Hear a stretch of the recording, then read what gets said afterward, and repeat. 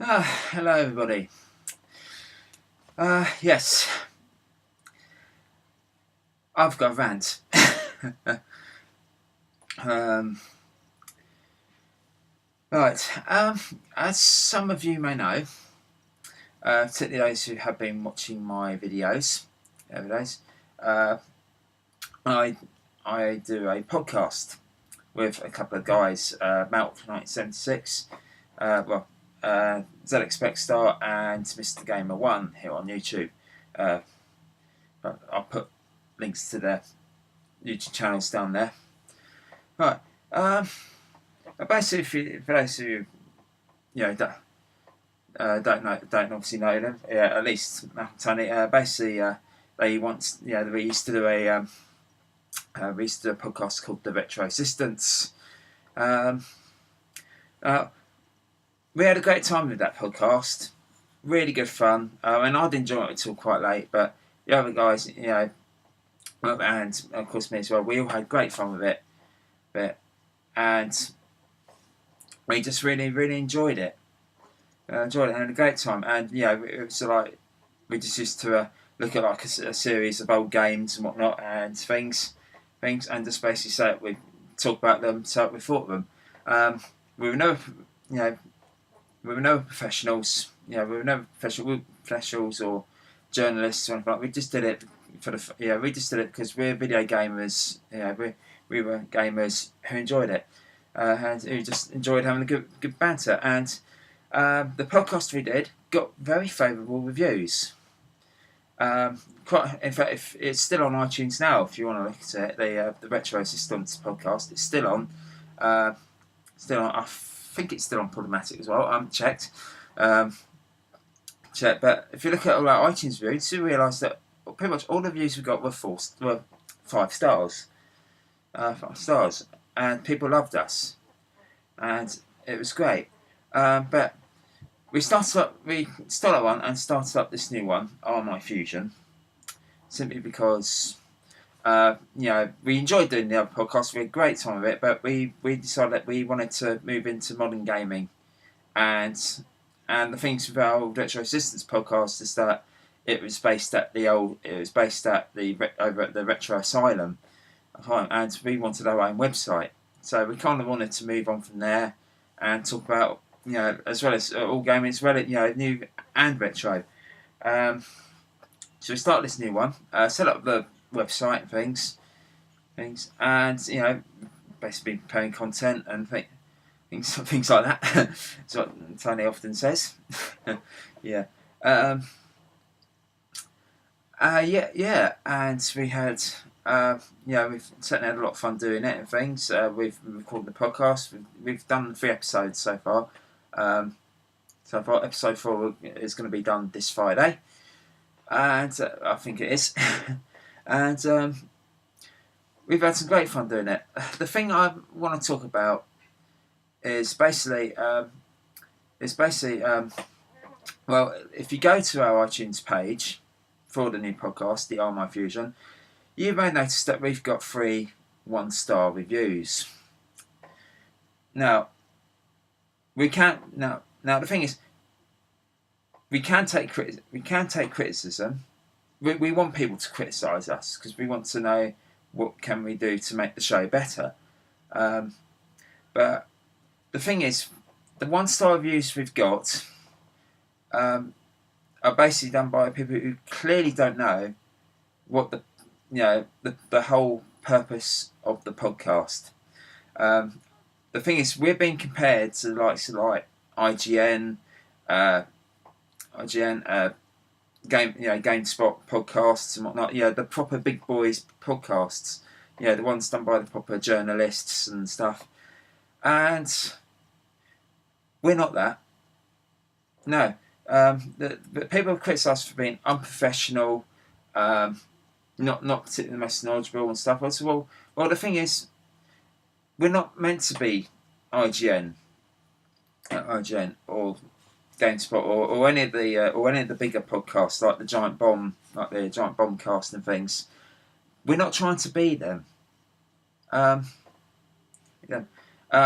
thing is that basically what we've done is basically we're exactly the same as the old Retro Resistance podcast. Same humour, same people, same everything. It's just that now we cover all types of gaming instead of retro. As well as all types of gaming as well as retro. It's the same podcast, and people used to people loved our old podcast and thought it was great. But the thing is, now we've gone into new gaming. All the people who listen to all the new people who are into modern games who have gone on to who basically listen to like IGN, they're coming over to our podcast and absolutely slating it because they know it's unprofessional stuff. We were not meant to be a professional podcast. Let me just get one straight. We don't want to be IGN. We don't want to be as professional as they are. Things. Put it this way. We are intending to be amateurs because the thing is, amateurs. Yeah, it's supposed to be the show. Yeah, the show we got out now. It's supposed to be what it is. So basically, what we're trying to say is that. Basically what I'm trying to say is the 1-star reviews are basically because people are basically from people who are not really understanding the sort of podcast that we're trying to be. Okay. We're a podcast that's we're not journalists. We're gamers, and we do it as a hobby. It's not as a profession. So unfortunately, if you're expecting us to be like IGN and GameSpot and the Giant Bombcast and things, you're not going to get that. We're just going to have a good laugh, talk about, we're just going to have a good laugh, and just talk about games, and we're going to say our own opinions. It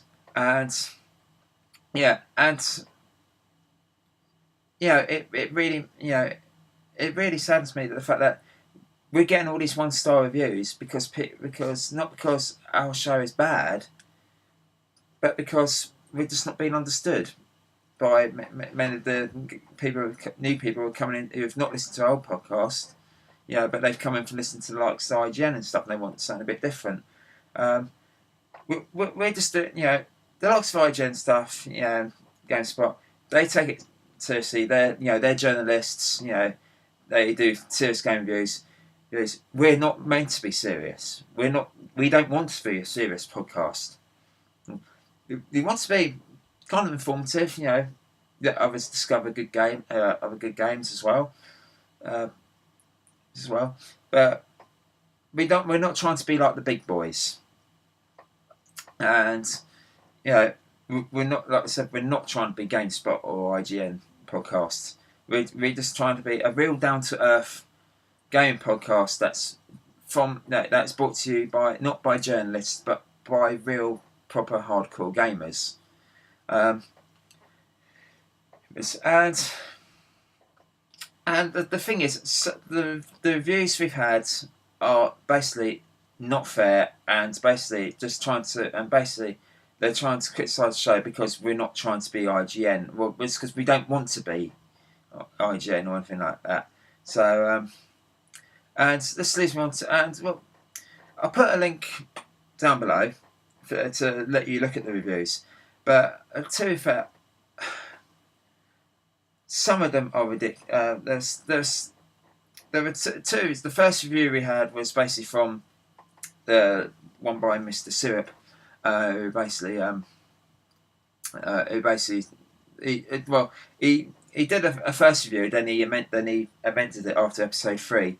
The first one was that he said it sounded like we all come from the local funny farm and being let out for the day. So clearly he's having a go out of gross humour. He's clearly having a go at the humour and stuff, things. But the thing is, that's the sort of humour that we want to do. Just good old, out gross toilet humour. Well, so near toilet humour, but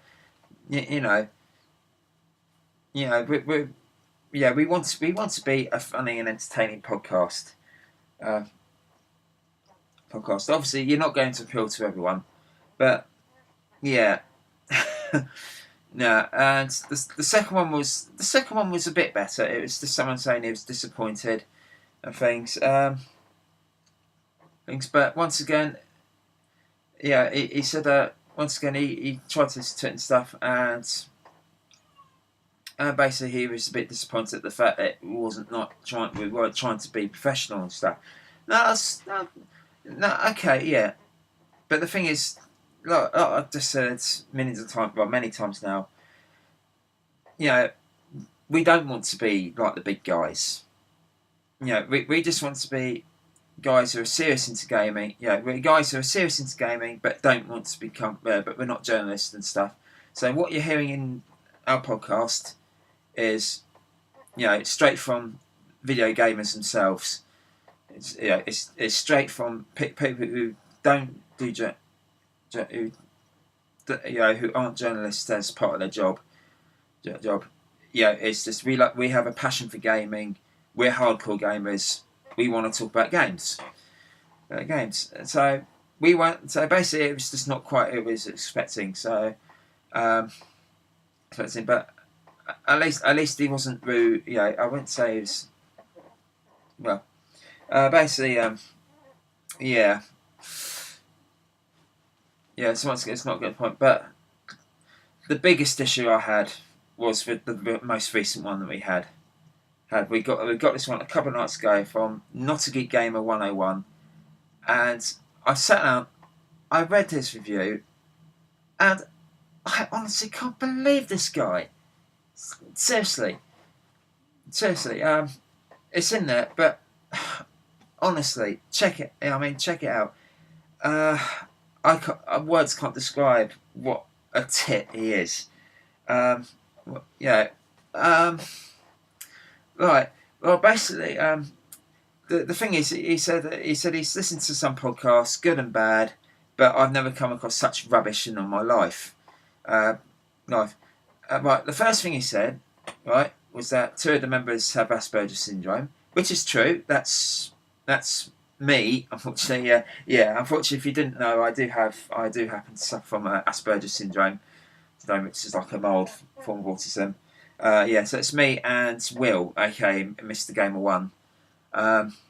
But he says they have an excuse for being for like fanning around and stuff. Basically, he's saying that we're pricks because it's like basically. Well, hang on, you're just disguising the fact that we're pricks because we've got Asperger's. That's not I don't find that acceptable one bit. Just because I've got something. In my mind, just because I'm slightly mildly autistic doesn't say that I'm a complete and total dick. And in fact, if you actually listen to the podcast, you might find that actually I don't sound like a total dick. I know I'm just saying this myself, but I've listened to people I've listened to people's podcasts where the people on it are really arrogant, really stuck up their own asses. With me, it's kind of like I might be a bit on the quiet side, but. I talk. I speak my mind, and I give my honest view on each of the games we look at, and the likes of Will, I personally think he's done a really good job at presenting the podcast, considering his condition. Considering that he's got it as well, he's done a remarkable job. He's really infused. He's really enthusiastic. Knows what he's talking about. Well, if you hear the I think sometimes the nerves can get the better of him, but the thing is, he does a really, really good job of it. Job at presenting. He does really well. If you only have to listen to our to episode 3 where me and Will talk about Pokemon to see that he's the one doing most of the talking all the time because he knows his stuff, and he's a great bloke. And to think that the fact that we've got Asperger's, so we've got an excuse to be pricks. No, I'm not accepting that. And the second thing is, he said, Mick was okay. Well, wrong. Actually, it's Malk. So okay, so he admits to liking. Okay, so this is the first part where he admits to liking Malk. What he can't stand is Tony, aka ZX Specstar, and I was furious when I read this. utterly furious. It's an, you know, he's saying, get this right. He says he described Tony as a total gaming geek who represents gamers in a bad way. I read that and I was like, shut up. Seriously. I was like, seriously. I read that and I was like, fuck off. You don't know Tony. Tony. For once, sorry, yeah. Get this right. Tony, yeah. He admits he's a little bit of a geek. You know, he loves his video games. He loves his video games. He collects Sega consoles and stuff. But the thing is, it was actually, I didn't forget. Did I actually tell you he was branded that he was branded as being a stereotypical nerd, geek, who represents games in a bad way. That is not Tony whatsoever. For start, a stereotypical geek, yeah, is basically someone who's stuck in their bedroom all day. You know, sometimes you often see representatives wearing glasses, just stuck in their room all day, not going outside, just sitting there. Yeah, and they're either doing coding or hacking into other people's computers and things and whatnot. You know, just generally not having a life. Basically, just sitting in front of the computer and not having a life. Now that's not Tony whatsoever. Because guess what? Oh, he's got a kid. He's got. I think he's got a kid now. He's about nearly 10. I think he's been diagnosed with ADHD. So it's another sort of like more formal autism. So he understands smearing wheel quite well. He's got a job working for the working for his local council. Full time. You know, not a proper full time job. He's outgoing. He likes to go out and meet people and things.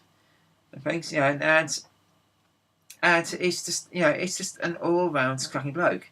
You can tell that. You can pretty much tell that when you go and look at his YouTube channel, and yeah, and for a start, so for me, he is a perfect, a really good representation of someone who is not a stereotypical geek, and to be branded like that is just plain stupid.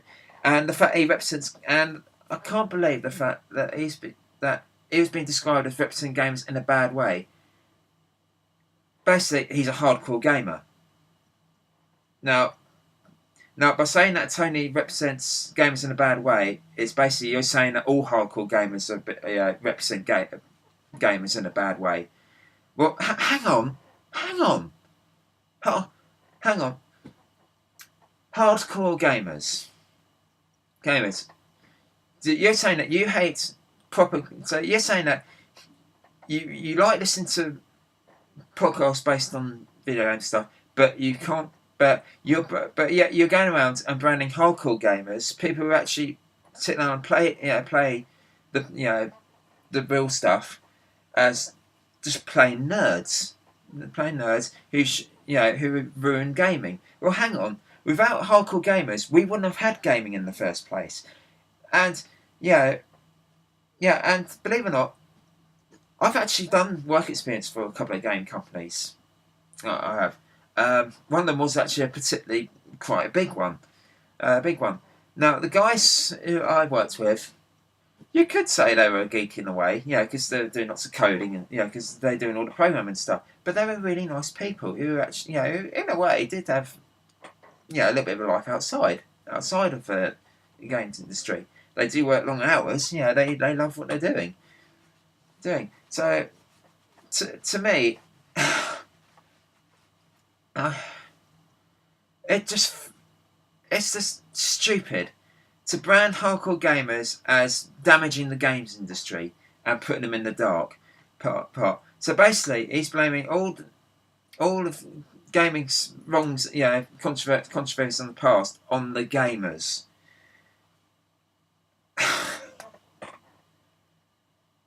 What a tit! Seriously, I don't think this guy. Seriously, seriously, he likes his video games. I know. I've seen this. What other things he's reviewed, and he likes his video game podcasts. But he's going around. But and some of them he's given very favourable reviews. But yet he comes along to our podcast and starts branding a proper hardcore, a proper gamer as not presenting gamers in a good way. Right, that's just wrong. Could it be the fact that Tony's a hardcore? Tony is a hardcore gamer because he loves games. For Christ's sake, it's he's loved them ever since the days of the Sinclair ZX Spectrum.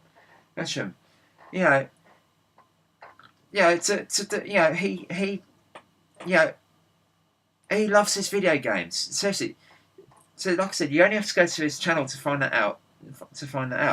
And and it was he who came up with the idea of the Retro Resistance podcast and this one.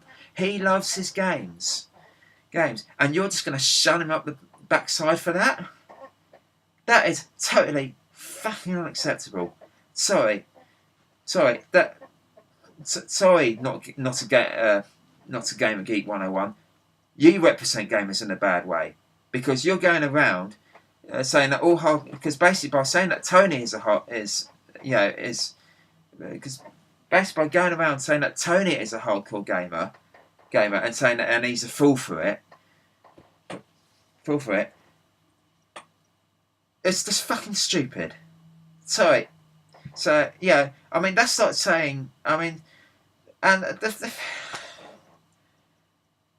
sorry, I'm a bit of a messed up here, but I'm really furious to think that someone who's going around listening to all these video game podcasts and getting good videos, and then coming to ours giving it 1 star simply because one of them is a hardcore gamer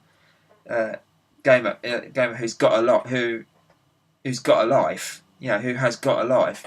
That's just the thing is, well, to brand a gamer who's into games and has got a life, has got a life outside of gaming, to brand them as a stereotypical nerd, that is just totally wrong and stupid. Take a look at someone like say Steve Benway. He likes games. Okay, he's more into the hardware than the games, but he likes his video games and stuff. He loves playing them. But that doesn't necessarily mean that he's a geek who just sits in his bedroom all day just playing games. He has got he's got a wife. He's got a life outside of games, and this is the one thing I really hate. And actually, there's one thing that's really bugged me. It's one of the podcasts he did rate was the IGN podcast. He gave that 5 stars. 5 stars. Now the thing is, with podcasts like IGN, they are big organisations with proper journalists, and they're basically, in my opinion, and the rest of the RMI Fusion's opinion, they're total sellouts. Because one of the common things reviewing, in things like magazine that does reviews and stuff and things, even it happens with the film industry and whatnot. A lot of the big companies, the big game companies, they go around telling all these corporations that do reviews and stuff like IGN and GameSpot and stuff, and tell them to only do good reviews. Otherwise, they lose all their benefits and stuff. I know that's true because a lot of past magazine writers and stuff have admitted to that. And it's been going on for years. Here's one game, Renegade 3 on the Spectrum. Right? Game came out from it was by Imagine. Got gleaming reviews in the magazines. Got very good reviews. People gone out and buy the game, and it was shit. And the reason why, and the magazines, I think the magazines got absolutely slaughtered for that. Because the game, I know I've played it. It's a broken piece of crap. That game. It looks good and the music's good, but the gameplay is broken, and the story is totally way off from what the first 2 Renegade games were. And I think they pretty much got slaughtered for it, and they're saying it was not worth the high percentage score that it got. So unfortunately that does happen in the industry. And so basically what Not a Gamer Geek 101 has done is basically he says he's a gamer, but he's in support of journalists rather than hardcore gamers. Then and he's blaming gamers, for and he's basically blaming gamers as the reason why gamers had a bit of an image problem. Well, actually, it's not. Take for example, say a game like Night Trap, for example. That game was highly controversial, but for the wrong reasons. It was taken the wrong way, right? Because basically the politicians and stuff all got up in arms about it because there was footage in the game whereby you see people, women getting mutilated by bad guys. Well, hang on. The whole point of the game is you've got to stop that from happening. The reason why you've seen it happening is because you failed to do your mission. So the game actually punishes you for not saving the women, and yet they're saying that it promotes mutilation of women. It doesn't. It doesn't. When one of the women gets killed or something like that, the little matey comes on and says, it was your job to protect and you failed. You get a telling off for it. So it's completely the wrong end of the stick. So in a way, it was not, and also of course there was also the issue of basically whereby people thought people were getting too addicted to games and whatnot things. That happens a lot with it's a form of entertainment. You can get addicted to any kind of entertainment. It's not really. It is an addiction. But if you're someone like Tony, for example, he loves his games, but he's not stuck in his bedroom all day being completely and totally addicted to them to the point whereby parents stuff and other friends will go up in arms about it, because they're not, because he puts games second. And sorry if I'm rabbiting on, guys, but it's just really upset me, this whole 1-star review thing, and particularly this one guy is basically gone around and insulted every single hardcore gamer by branding a hardcore gamer as who's got a life outside the games and puts games second. Puts his hobbies last, sort of thing, if you know what I mean. And he's been branded as a stereotypical geek for it, all because this person, and it's wrong. So basically, what I'm asking, cut long story short, our podcast is getting 1-star reviews because people aren't getting the whole idea of the podcast, and someone is really into, and someone doesn't like our podcast because the guy hosting it is really into games. What's your opinion of it? Basically, what I'm asking is, what's your opinion of it? Right, rant over.